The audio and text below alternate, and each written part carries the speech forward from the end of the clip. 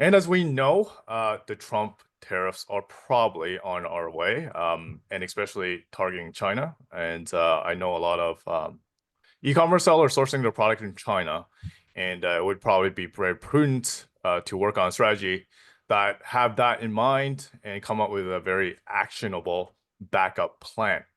And one of that backup plan being would probably be finding an alternative source outside of China for your e-commerce brands. I'm Rick Wong, the moderator today, and also the marketing manager here at LandingCube, which is a one-click landing page building software for Amazon sellers, as you can see in the slide. Basically, we will take your Amazon listing to a very nice landing page like so. And joining me today, we have 5 speakers that have very intimate knowledge on this topic today, which is sourcing outside China. And we'll start with Meghla Bhardwaj, and who is co-founder of India Sourcing Network. And we have Adam Chuntz, CMO at Blanka, Katherine Lutz, president at Global Nexus, Matthew Habib at ShipVelocity. Each speakers have really great content to share today. But before the webinar, a bit more about LandingCube. As mentioned, we are a one-click landing page building software for Amazon sellers. Our software basically sits between your off-Amazon traffic and your Amazon listing. We can provide different source of interactions of different forms of lead magnets, such as Amazon coupon distribution, or a giveable digital asset such as an ebook, in order to collect the shopper's email. So example of that would be this landing page right here. Allow you to the off Amazon shopper to claim a coupon code for them to opt in and send them into your Amazon listing. Okay, so why an email list? An email list, you can really create a really nice assets that allows you to kind of build a relationship with your community, with your target audience. This in turn could potentially lower your customer acquisition costs and also increase your lifetime value. Some specific tactics that can be done with LandingCube are product launches and also having an additional touch point to ask for an Amazon review. And if you actually use the Amazon brand tailor promotion, basically having an email list allows you to create one of your own that you can leverage anytime. So check us out. We have a 21-day free trial. And if you have any questions or any interest on giving us a shot, you can reach me at rick@landingcube.com. Okay, so now let's begin our first topic. Meghla, take it away. Okay, thank you, Rick. Do you want to stop sharing? Yep. You can just share, actually. There we go. Okay, cool. So I have prepared some slides.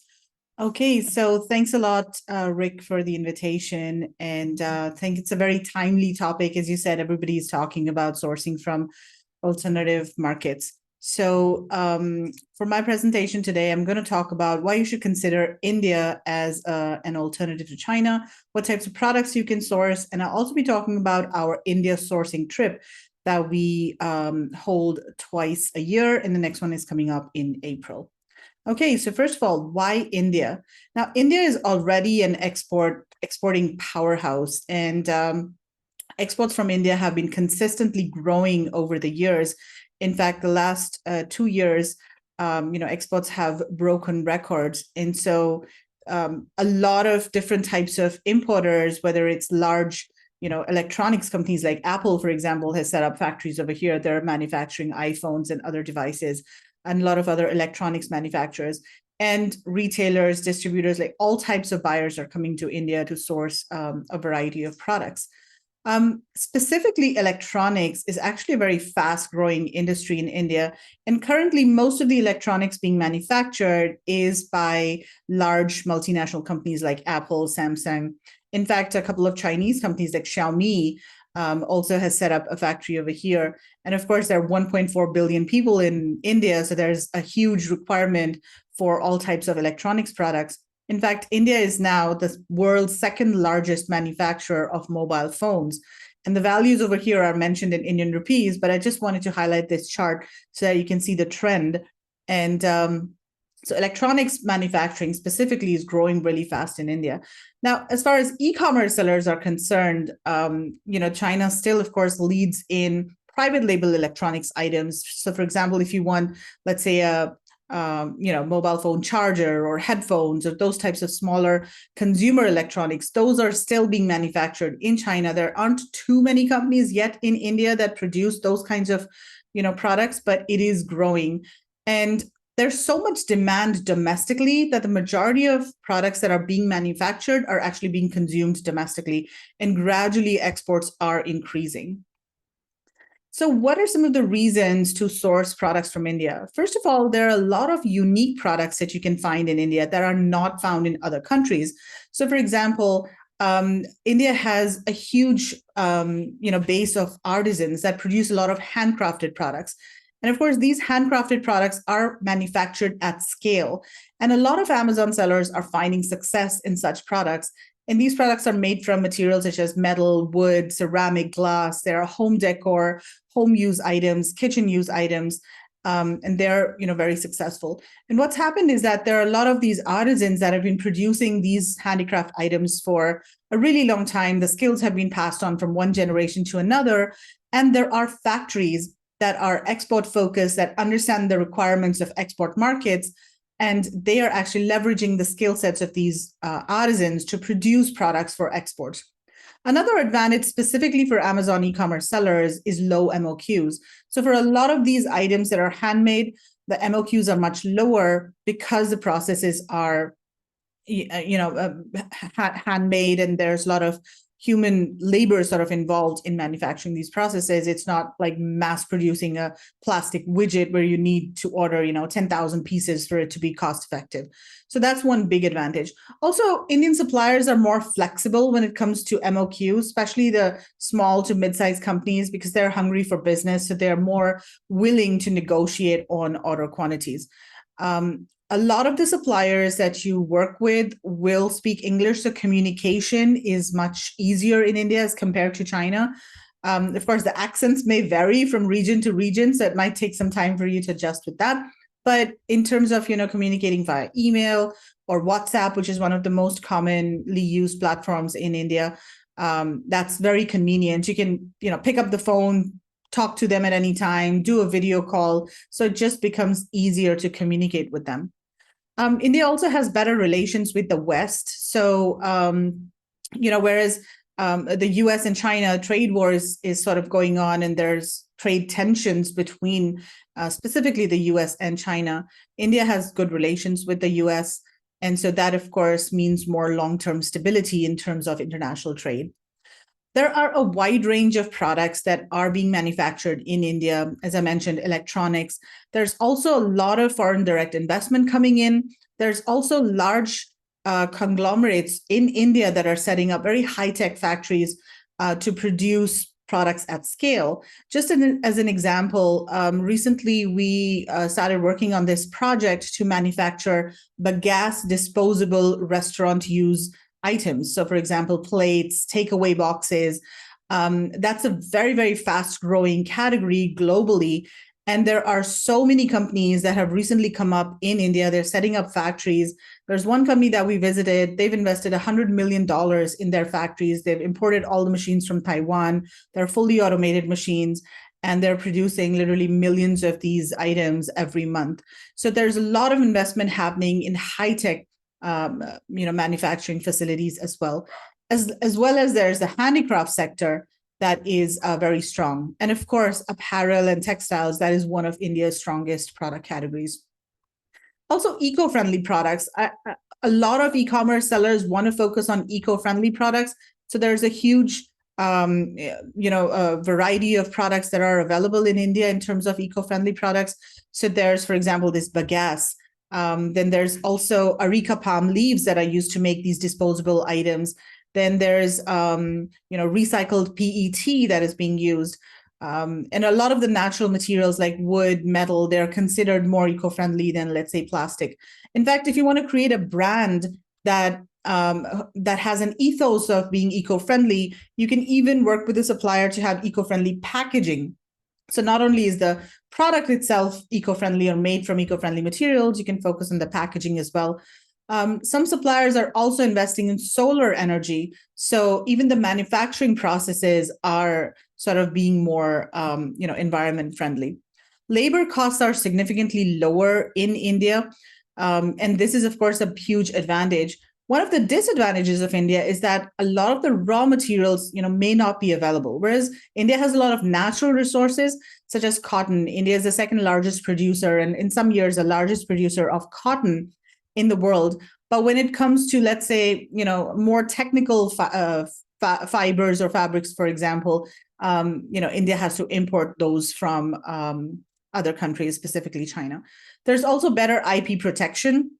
In India, one of the challenges, of course, sourcing in China is that a lot of the Chinese manufacturers sell directly on Amazon, and they can tend to be your competitors.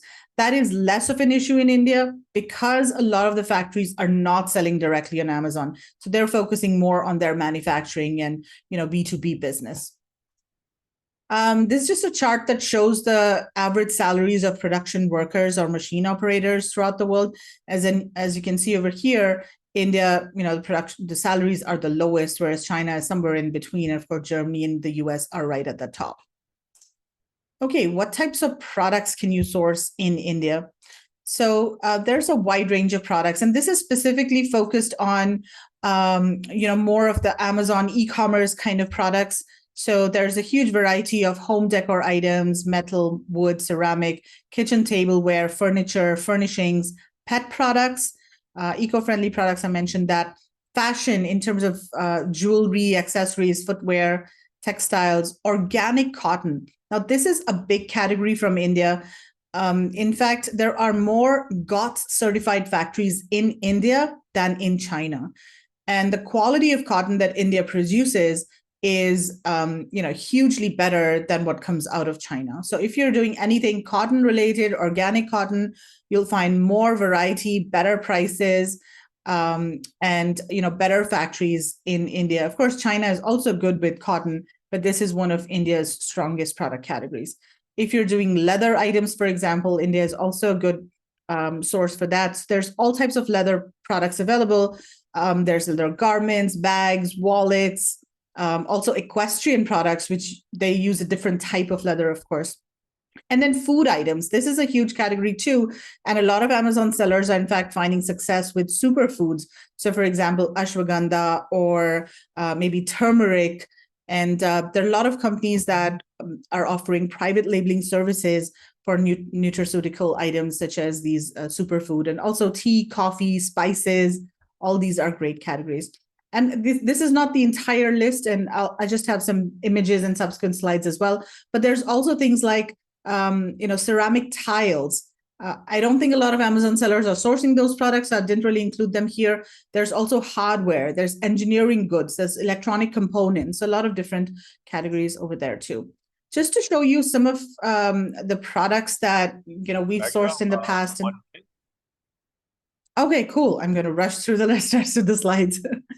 So these are just images to show you the types of products that are available. Indian suppliers really invest a lot in terms of product development and design as well. Kitchen and dining.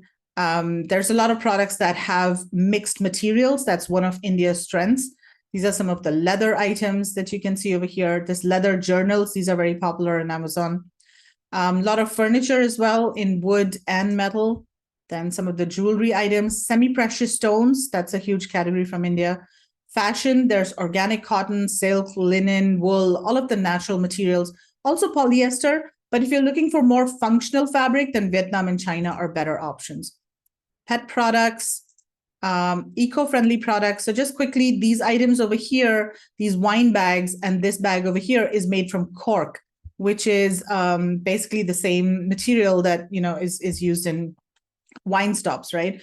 And this is a very eco-friendly material because it comes from the bark of a tree. Furnishings, carpets, rugs, cushion covers, huge categories again, huge variety of fabrics.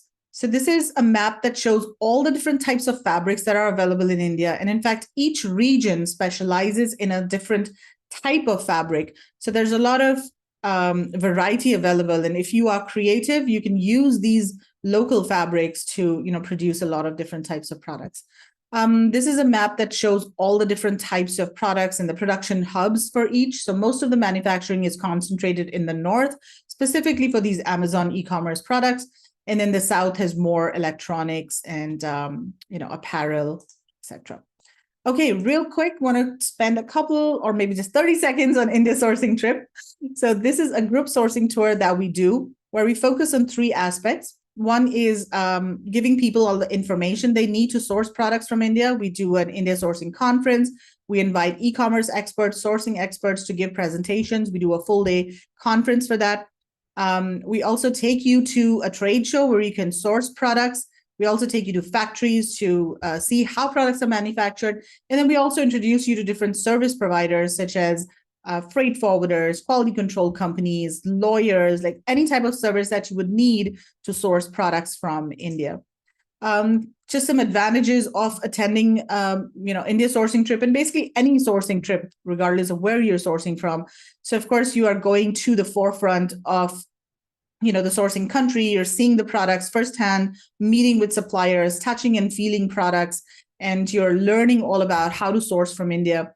And you're meeting suppliers face to face. So they're taking you more seriously compared to when you're sending them maybe an email or just giving them, a call. Meeting them in person, you'll find that they're much more responsive after, once you start sourcing from them.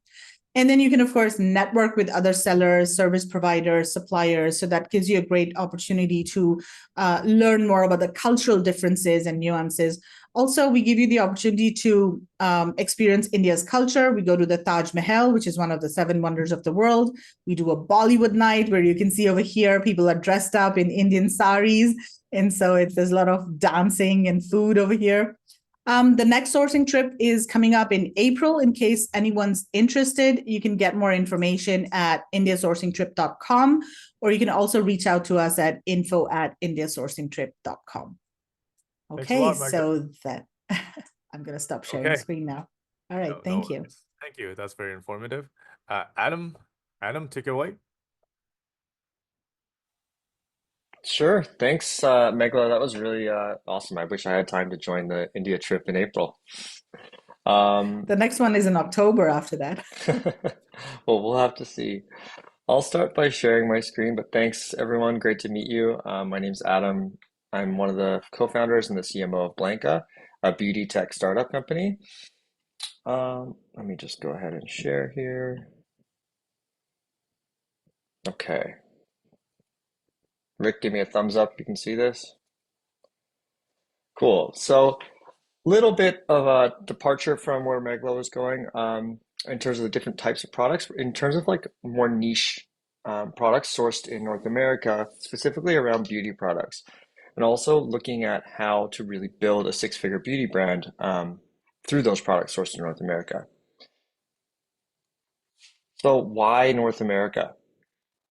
At the end of the day, North America has extremely stringent standards, high quality in order to meet those FDA and Health Canada requirements that also help with consumer protection laws and all sorts of things on that side. This is really, really important as we consider everything that is the average customer is looking for. It really helps minimize the risk of harmful ingredients. It ensures different levels of compliance and product safety and quality. And at the end of the day, there's a certain trust factor that's involved with companies that are sourced in North America. When you're selling to a North American audience, sometimes this is really important, especially for a product that goes on or in your body. So that's number one. Number two, really more ethical and sustainable practices. So it's a little bit more transparent in terms of like where you can see who's manufacturing and how things are being manufactured.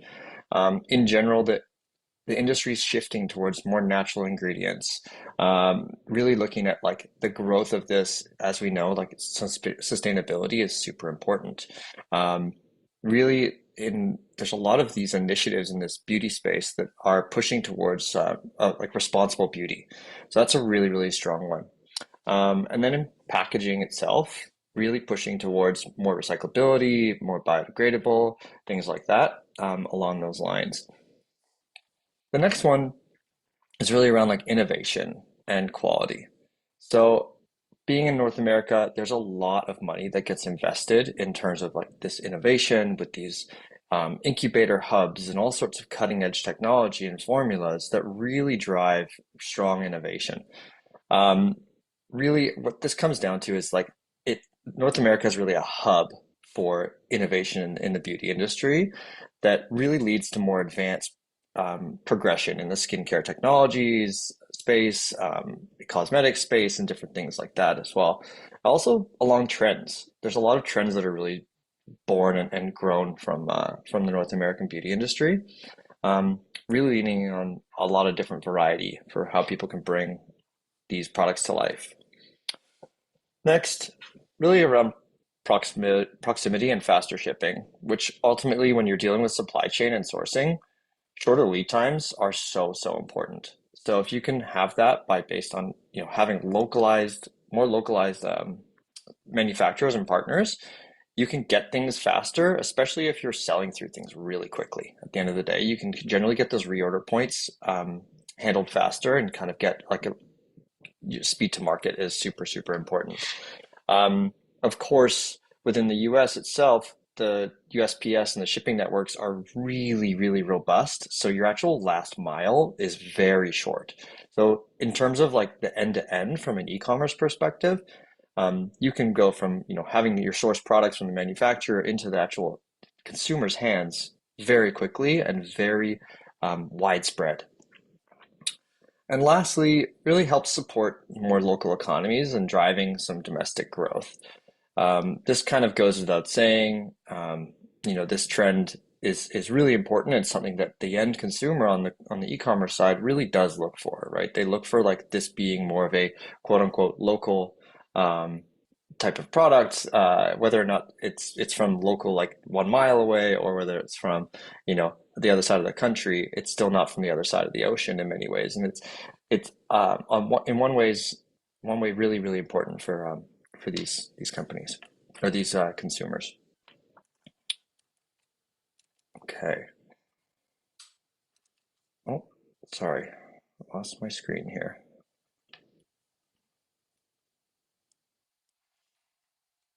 Okay, so why beauty?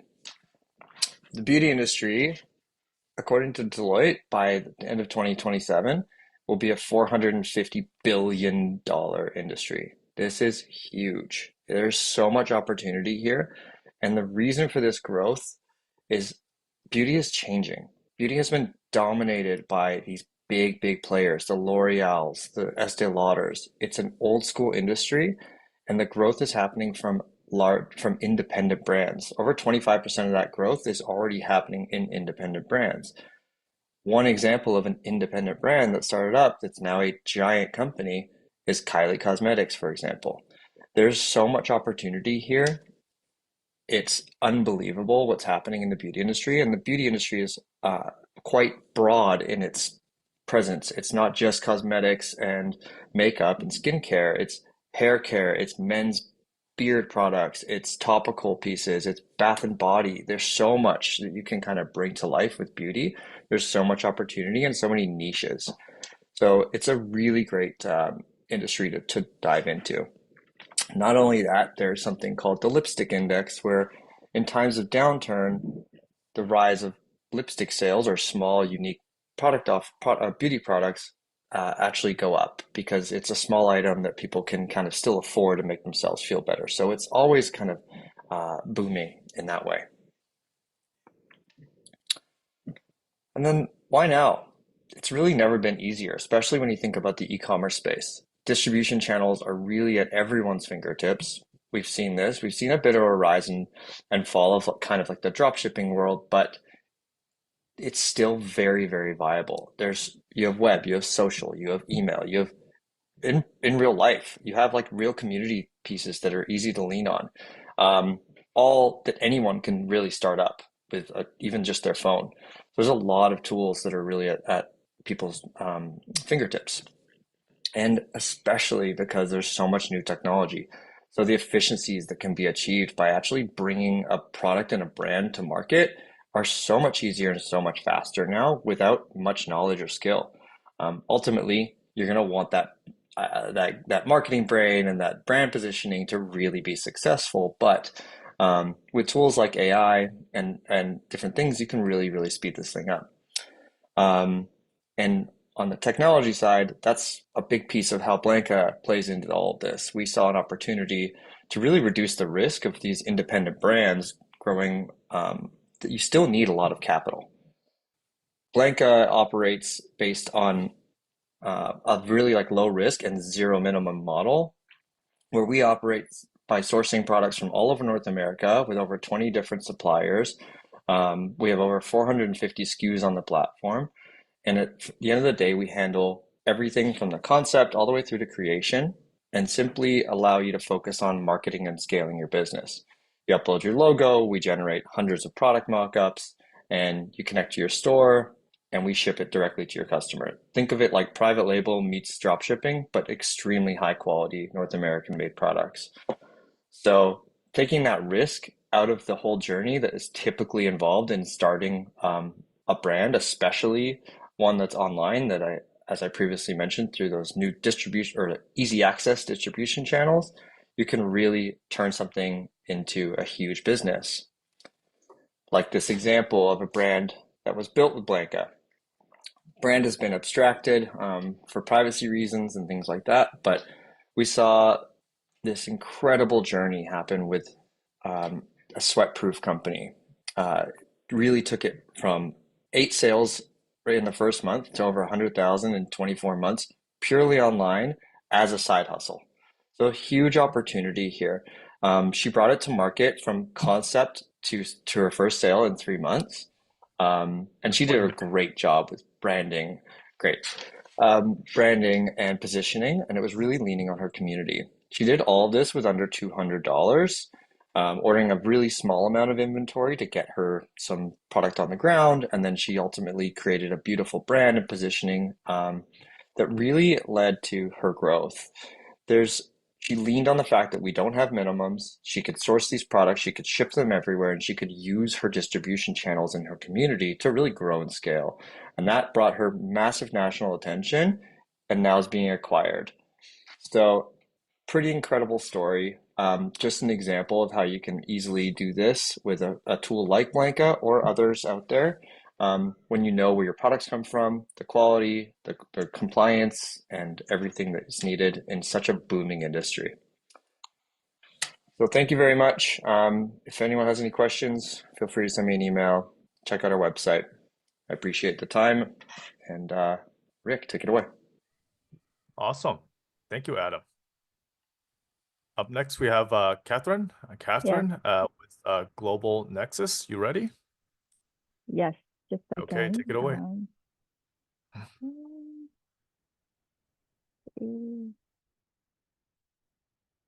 There we go. Okay, can you see everything? Can you raise your hand if you can see everything? Okay. Hi, everyone. Thank you so much for the opportunity. My name is Katherine Lutz. I am the president of Global Nexus. I'd like to start off by giving you a little bit of background about our company and the suite of services that we offer our clients with the management of sourcing and manufacturing. And then I'll share with you a little bit how we're China to Vietnam, and also share with you during the process, there may be some pros and cons of manufacturing out of China, and what are some of the advantages and disadvantages sourcing in a different country. Global Nexus, we partner with small to medium-sized companies by offering a wide range of turnkey services that support access to efficient manufacturing and sourcing solutions. We focus on product development, pricing negotiation, quality control inspection, and shipping logistics. We act as a one-stop shop, if you will, and work closely with the clients to identify and implement strategic manufacturing solutions that result in what we call the 4 sourcing fundamentals: high quality products, competitive pricing, on-time delivery, and risk management. We currently have offices in the US, China, and Vietnam with a team of multilingual experts in the industry to support establishing, managing a reliable supply chain for our client businesses.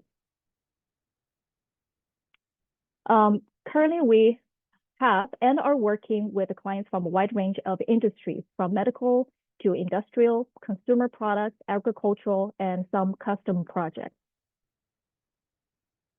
So ever since the tariffs imposed by the Trump administration on various goods imported from China to the US, almost all of our clients explored alternative sourcing and manufacturing destinations and end up having products made elsewhere outside of China as a backup or as a primary location. So I just want to mention, even though they're transitioning from China to other countries like Vietnam, please be noted that many companies in the US have shifted away from China. It is important to note that not all products can be easily transferred. Chinese factories have very well-established working skills, a tremendous amount of raw materials, extensive supplier network, and a robust infrastructure. Prior to the tariffs and the pandemic, our clients enjoyed working with factories in China and were very pleased with the overall results. We helped them achieve a lower production cost, improve their inventory management to minimize risks, and reduce inventory costs. So here's some of the pros and cons of sourcing out of China that need to be considered. Sourcing out of China helps to, first of all, helps to diversify the supply chain to reduce unforeseeable risks, future pandemics, political instability, or natural disasters. The other one is to avoid tariffs and trade restrictions imposed by certain countries. In addition, as Meghla mentioned earlier, in China's labor wages have been rising in recent years, where the neighboring countries' wages are relatively lower, which contribute to lower production costs. So it is just as important to consider the concept of manufacturing products outside China. One of them is limited supply chains. China has a very well-established supply chain with more than, according to recent data, more than 6 million factories. Manufacturing goods of a considerable variety allows for quickly sourced materials from nearby factories without importing from a foreign country. So the limited supply chain could lead to a longer lead time from material procurement to the completion of production. And another consideration is transit time. China has a robust and well-developed shipping infrastructure. Unlike China, some other countries like India or Bangladesh, shipping infrastructures may not be nearly developed. Shipments could take longer to arrive from ports of loading in those countries opposed to arriving from Chinese ports. And there are also some risks when sourcing from a different country if you don't have the right connections and proper channels.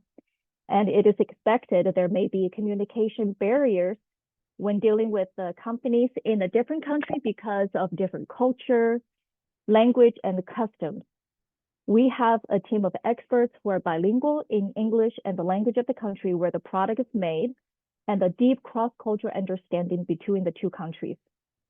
One option some companies consider is use online sourcing platforms such as Alibaba, as a lot of you may know, but there are drawbacks. The information obtained from Alibaba may not be reliable, and it's not transparent in terms of quality and pricing. Without the right connections, companies may run into unreliable suppliers. So working with unvetted suppliers increase the risk of delays, production stoppages, or even complete supply chain breakdowns. A thorough analysis of suppliers is essential before trusting and overseas manufacture with your product.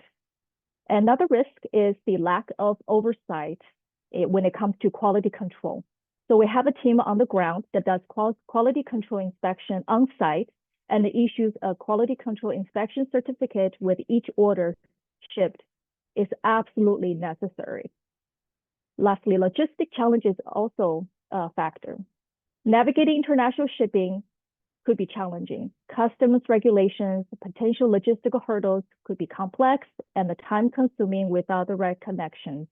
We can help by closely working with freight forwarders to ensure every step of logistics, making sure they run smoothly.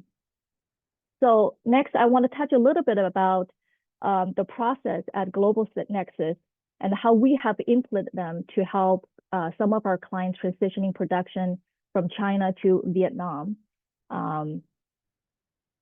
So as I mentioned earlier, we are a kind of one-stop shop that provides a wide range of services from production, product development to production management. So we start off with reviewing key information with respect to product and packaging information, as well as your quality control standards and protocols. We want to make sure the material needs to be carefully reviewed to evaluate where best to source, what regulatory compliance may be required, and the customs duties are applicable. We then identify potential factory sources and conduct a comprehensive audit of their capabilities. Our team will then visit the factory, review the product with the factory's management, and obtain a preliminary price quotation. We'll then review with the factory the price quotations with our clients and make recommendations. So if your product is a little bit complex that needs a tooling, we will also help manage the entire tooling procurement process. Once the factories are selected, we'll order samples from clients for review and then communicate with the factory to ensure the specifications of the product meet clients' expectations. When a sample of the product is ready, we'll review with the clients for approval or modification. And then after the sample is approved, a final price is negotiated and the first production order is placed. Then we'll manage the production. As you know, dealing with companies in a different country can be difficult due to the culture, language, customs, but we do have a team of multilingual experts on the ground that will closely work with our clients and the factory sources to ensure your orders are timely produced and shipped. Quality control is very important. And so our team will go to the factory, inspect the product during the actual production, as well as prior to shipment, making sure everything is made according to client's requirements, as well as the packaging, labeling, and just the whole package is complete. The last step is to work with the factory sources and the freight forwarders to maximize container loading efficiency, identify the fastest and cost-effective shipment, efficiently clear customs, coordinate timely pickup and delivery to client's destination. So when everything is all set, everything is going well with the factories, and especially the improvements that need to be made between the communication between the factories and the clients, as well as some of the workflows. How can we make production more efficient and more advanced for some of our clients that may have more sophisticated products? So establishing and managing relationships with the factories is critical for the long-term cooperation between the factories and clients. We will ensure a clear and honest communication from client to factory and vice versa, so there will be no miscommunication and misunderstanding of any matter. As you know, a healthy and strong relationship will be mutually beneficial for both parties in the long run. We also work with multiple freight forwarders 1 minute. to provide clients. Okay, I'll be quick. Provide clients with the most competitive shipping rates and manage the entire supply chain and shipping logistics. We'll continue to work with the clients and the factories to improve methodologies, to maximize efficiency for increasing profitability while mitigating any unknown inherited risks associated with the sourcing and the manufacturing. So in summary, you come to us, we will handle everything from product development, design, to production, quality control, working with the freight forwarders for shipping logistics, and deliver to your door. And you can just focus on your efforts on your sales and the distribution and leave everything else to us. So yeah, I think that's all. We're in Oregon, near Portland, Oregon. We also have teams in Shanghai and Ho Chi Minh City. If you have any questions, feel free to contact us at the email and the phone number and our website. Thank you so much. Thank you, Katherine. And finally, we have Matthew. Matthew, you ready? Yeah, I'm sorry. you got it, man. How- Let me just, oh, sorry. Sorry. Katherine? Oh, I'm sorry. I did not see the unshare screen. There we go. Stop. Okay. Sorry about that. Okay, no worries. Let me just set this up quick.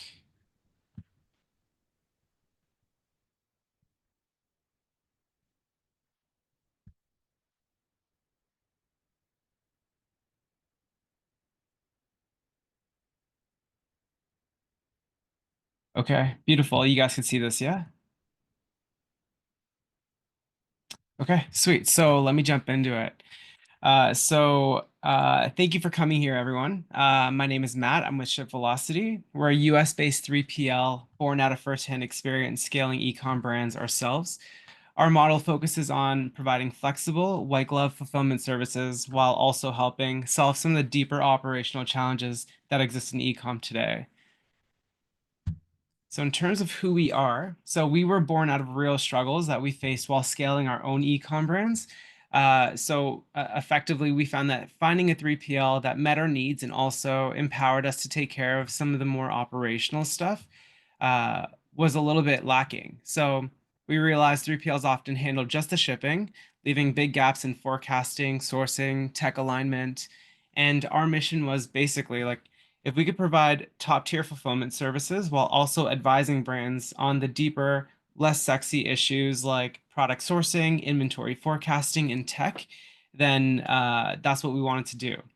And so here we are, blending logistics, so the distribution side, and the growth consulting, ensuring that brands are able to grow with less bottlenecks. So on to today's focus, why look beyond China for sourcing? So I summarized it in 4 major points, and a lot of them were actually already touched upon by some of the other guests today. The first one here is reduce lead time and shipping costs. So for many US-based brands, shipping from halfway around the world means longer lead times, bigger shipping costs. And what I found is that there's a bit of a misconception that always, you're going to get cheaper product when you're making it in China. But the reality is that brands also need to consider the significant savings that come with choosing a manufacturer that's closer to your fulfillment center. That's why we typically recommend that brands find manufacturing centers that are more local, like in Mexico, for example, or in North America in general. And especially Adam touched on the significant benefits of tightening up your supply chain within NA for that reason. The second thing is diversification of supply chain risks. So risk factor is really important to consider. If your product is being made in one location, any single political shift or tariff change could derail your entire operation overnight. So it's not necessarily that we blanket recommend moving away from China, but it's more specifically that it's important that brands have a backup. So if they're fulfilling goods in China or manufacturing goods in China, when you're getting a backup manufacturer, maybe don't just find the backup within the same country. Find one that could be in India, for example, or find a manufacturer that could be more local. Even though it's more effective, it's important not to put all of your, even though it's more, it's less cost effective, theoretically, if you were to move to one with less volume as a backup, it's important that you have a backup because it could be ultimately very costly if the tariffs go up and start to affect you. Third thing here is better quality assurance. This one is the biggest one for me personally. When your manufacturer is closer, it's easier and it's also less expensive often to pop in for on-site checks. You could catch defects before they become a huge batch problem.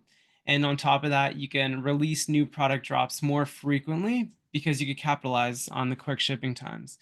That agility could be a huge game changer, especially in the beauty industry, I think, like Adam touched on. And I'll touch on something that we experienced on the brand side before I jumped into working with ShipVelocity, was that we landed a really solid product with our manufacturer in China. We had a good relationship as far as we knew with them.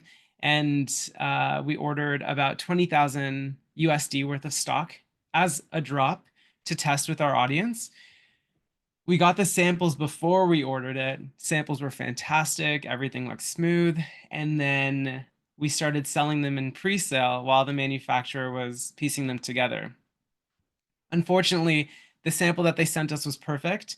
And once they actually rolled out the product to our distributor, we started shipping them out, and then we found out that all of them were basically damaged. Not damaged, but there was a defect on all of them, which basically meant that we lost hundreds of thousands of dollars in sales that we had to refund, and then all of the marketing spend and the product. And so it was extremely costly for us.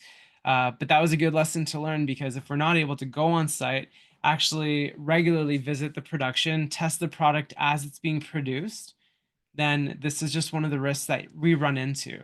And so hopefully someone here could learn from this lesson that we learned.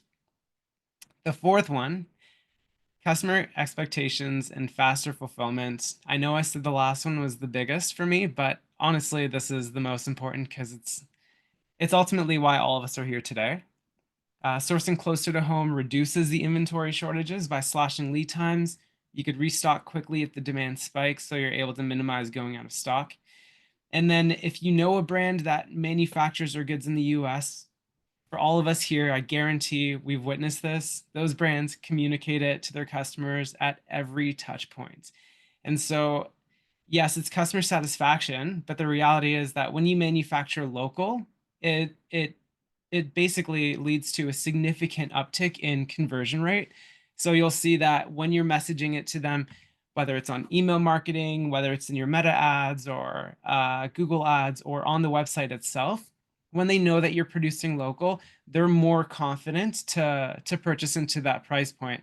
And that was one of the biggest value propositions that American Apparel, for example, provided, where it's said in their name, American Apparel. It's that simple, but they were able to leverage that as their primary marketing tool. Quick case study. So unfortunately, one of our brands in the footwear industry, they're rethinking US fulfillment and thinking to move to a China-based fulfillment center, which is closer to their manufacturer. I thought that it was cost savings that they're looking for, but once we dug in, we realized that it was actually because of a lack in operational support tools. So what we did was we connected with them. We helped them to recognize that they needed the forecasting tools to know when to order and how much. So I connected them with the right tool on Shopify. Shopify has a robust network of apps that you could plug into. This one helped them to create the purchase orders based on real-time sales data and holidays. And then they were able to get ahead of the curve, make sure that they are actively or proactively ordering stock in so they won't run out. And then while they were locking in on their operational tools, we helped them to get to basically connect with a solid footwear manufacturer in in Mexico rather. So they got a better cadence of product coming in. They connected with the manufacturer, and this took time as they needed to really vet the quality, make sure they had the production speed to support peak seasons. And then thankfully, the brand ended up preferring the product that this manufacturer put together for them. And they are able to regularly visit the facility to build a sustainable relationship. And suddenly, the end result is they could top up inventory way faster. They were able to run more frequent quality checks and push product drops without worrying about the multi-month lead times. And for us, thankfully, this meant that we were able to retain one of our highest grossing customers. And they were able to see a lot of brand growth because they were able to push more regular product drops, which was about 30% of their sales. And so we've seen them scale probably about 50% this year after tightening up their operational setup. In terms of key takeaways, I've summarized them all for you here.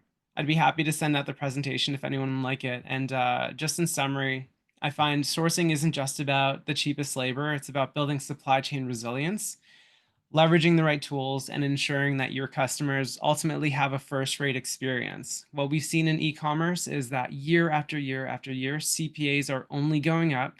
Meta, TikTok, Google, they're all getting more expensive to acquire brands. And so ultimately, if a brand is paying $60 to bring in a customer who purchases for $50, then they're already at a net loss. But if they could retain the customer through a good shipping experience, a good local product, then they're going to start to make their money back by really capitalizing on retention and lifetime value. But yeah, thank you so much, guys. Hope that was helpful. Thank you, Matthew. Quite informative. So let's get to some of the Q&A. We do have one, I believe, is probably for Meghla. I think it's probably the first question that we have. How do we know that you are working with a legitimate company? You mean if you work directly with a company or via us? Because So we that's the also do question. How do you sourcing. know you're working with a legit company? That's the question. So I'm guessing like, Well, there's the sourcing for suppliers in India. How do you know that the counterparty is trustworthy?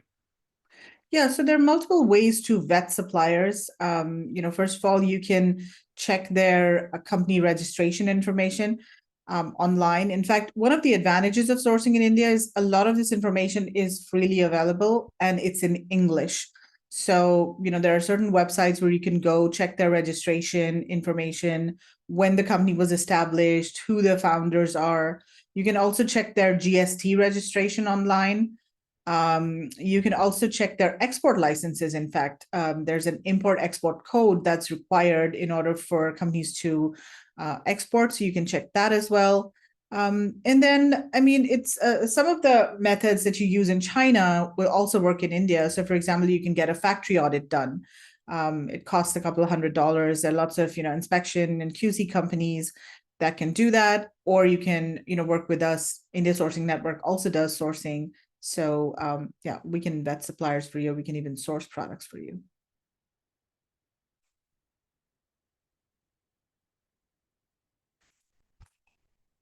Are you actually muted, Rick? Rick, can't hear. Thank you. Okay, yeah. We have, thank you, Meghla. We have one for Matthew, a question. How can a 3PL stay informed about the latest e-commerce technology like return software, shipping protection, or reverse logistics tools to help them guide their brands effectively? Great question. So when I joined the team, one of our primary goals was partnerships.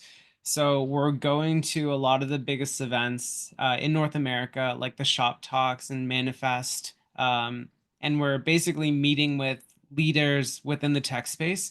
So everything that you brought up, reverse logistics software, so returns, we're connected with them. We have two partners that we prefer that have been able to provide really solid software to our brands. For order protection, we've got guys who are taking care of you in that regard. Basically, we've partnered with a good portfolio of tech within this space so that if any of our brands have some of those pain points, then I'm regularly checking in with them, making sure that they're connected with the right solutions. And so I would say that's how we're staying up to date. And we're always looking for new solutions. Great.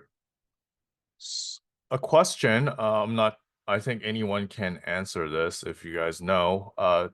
Does India and or Mexico have a website like Alibaba? So I can answer that for India. Yes, India does have Alibaba, even though Alibaba in India operates through agents. There's also another website, Global Sources. So basically, Alibaba and Global Sources, they're the two main export-focused supplier directories from Asia, and both of them are present in India. In fact, Global Sources has been in India for the last like 25 plus years. Like I started working with Global Sources when I started my career. And so you can find export-focused companies on these websites in India. There are a lot of other local websites as well. For example, Trade India, Exporters India, and all of those things. But you've got to be very careful when you're finding suppliers on those websites, because many of them are domestic focused, and you'll find suppliers that don't really understand export requirements or testing standards or certifications, or they don't even have export licenses.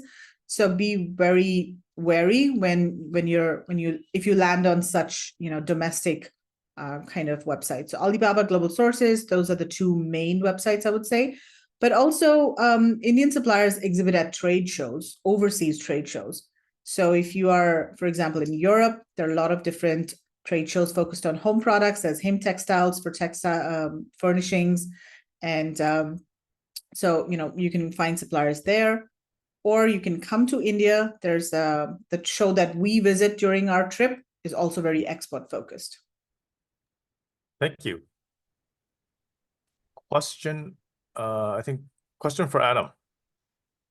What steps can brands take to maintain a long-term relationship with TikTok influencers for sustained growth? I think this one is a bit of a tricky one in today's news and things, everything that's happening with TikTok. But I think if we kind of zoom out of TikTok and just kind of keep it more about like a social influencer, that makes sense. The reason being with the clawback and then the activation again of TikTok with everything that's happened in the US this week, there's a lot of unknown, it feels like, especially that TikTok Shop isn't even you can't even download it right now. So there's a couple things there. I'd say like to connect with the community, the major thing is like building that trust with that community, providing really, really valuable content that people want to hear, and it's not just opinion based, but something that has more fact behind it. Especially when you're dealing with selling someone a product, it's a lot different than news.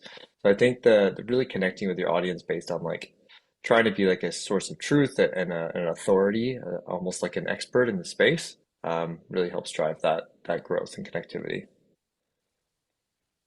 Okay. Thanks, Adam.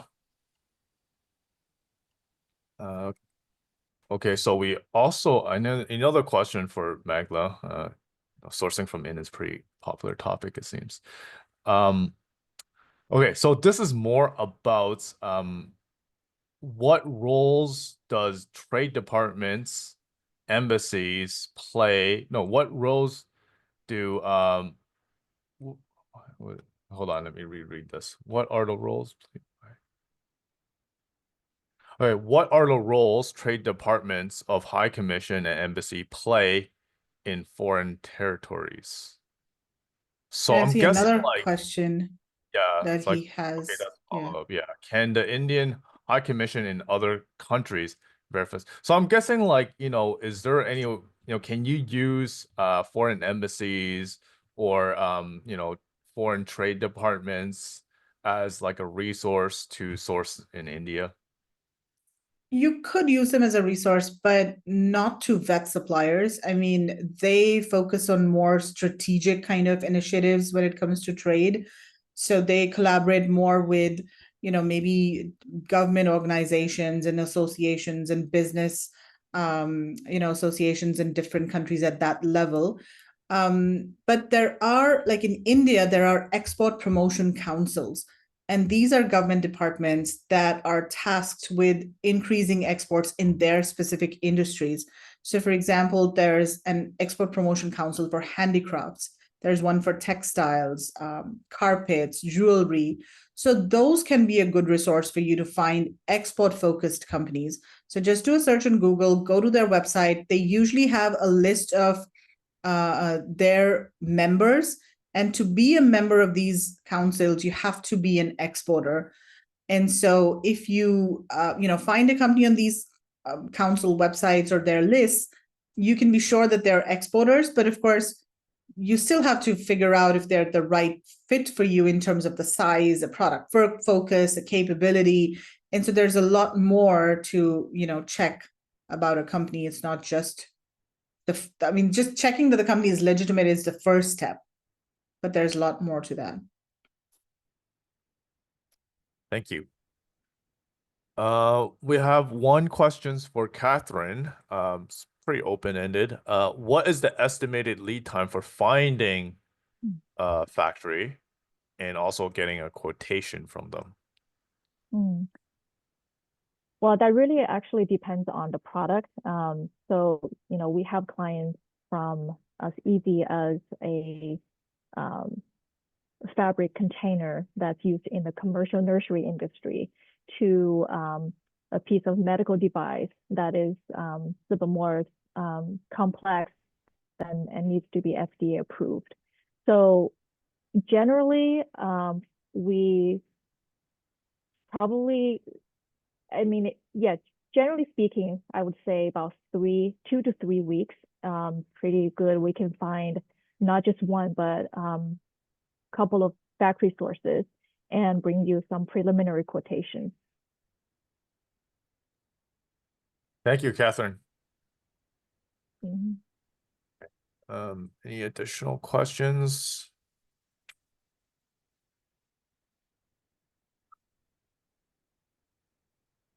Okay, one for Adam. So I think additional questions about influencers. How do flat fee plus commission fee structure like models, like payment models, impact the effectiveness of collaborations with influencers? Yeah, great question. I think, with influencers these days, it's the flat fee and commission model definitely works. It's like a flat fee up front and then a commission, which is really more performance based on their sell through thereafter. Definitely finding that more of that is common these days instead of just a single flat fee. More so from the brand perspective, because brands are kind of sick of throwing money out and just saying, oh, we're going to expect all of this return from a single off brand deal with a single fee. So if it's performance based with that sort of commission, that definitely helps to drive and encourage that influencer to really drive that sale. I think at the end of the day, one of the things that's happening is that influencers are truly trying to like break off and create their own element of brand for themselves. And with that, there's an opportunity to promote other brands, but also build their own. That was a big one of a driving force of why we built Blanka in the first place. It wasn't for creators in general, but knowing that there's a balance of how they can create a better living for themselves and ultimately driving a business through their own following, which is their brand. But they have to get there based on some of those brand deals and stuff in the beginning. But yeah.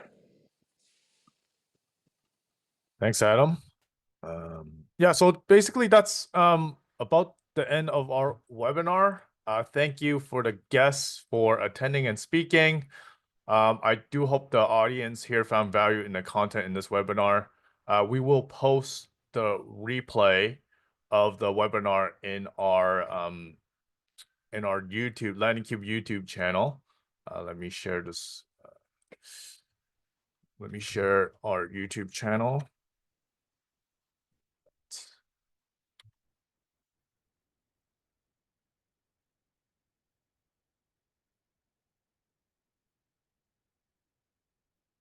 So basically it's a youtube.com at LandingCube and we'll post it probably within a day or two.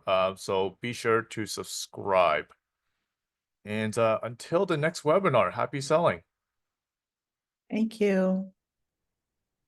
Awesome. Thank you for Thanks, hosting this, everyone. man. Thank you so Thanks. much. You guys. Thank you. Okay. Bye. Take care, Have a guys. good one. Bye bye.